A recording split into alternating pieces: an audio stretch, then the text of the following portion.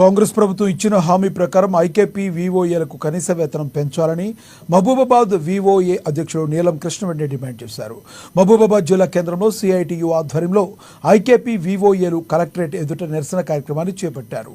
వీఓఏల సమస్యలను గత ప్రభుత్వం విస్మరించిందని, కాంగ్రెస్ పార్టీ అధికారంలోకి రాగానే వీఓఏల సమస్యలు పరిష్కరిస్తారని ఆశతో గెలిపించామని, కానీ కాంగ్రెస్ ప్రభుత్వం కూడా తమను విస్మరిస్తుందని ఐకేపీ వీఓఏ సంఘ అధ్యక్షురాలు ఆవేదన వ్యక్తం చేశారు.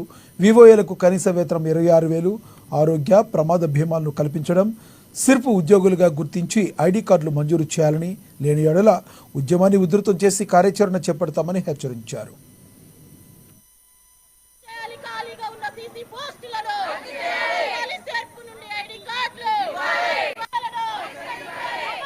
గత ప్రభుత్వంలో ఎన్నో ధర్నాలు చేసినప్పుడు మాకు సీతక్క గారు ఒక హామీ ఇచ్చారండి. ఎక్కడ ధర్నా చేసినా గానీ మా ప్రభుత్వాన్ని కనుక మీరు తీసుకొస్తే మీకు 26,000 జీతం ఇస్తామని చెప్పడం జరిగింది. అదే ప్రభుత్వాన్ని మేము కోరుతున్నామండి. ఫస్ట్ ప్రభుత్వాన్ని కోరేది ఫస్ట్ మా ధర్నా ఇదేనండి. ఎందుకంటే గత ప్రభుత్వం చేసి మాకు ఎన్నో మోసాలు చేసిండు.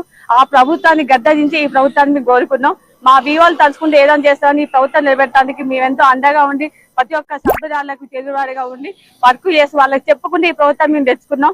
ఈ ప్రభుత్వం మాకు ఎంతో చేస్తుందని మేము తెచ్చుకున్న ప్రభుత్వాన్ని మేము కోరుకున్నది ఒకటే, మాకు కనీస వేతనకి 26,000 రూపాయలు ఇవ్వాలని.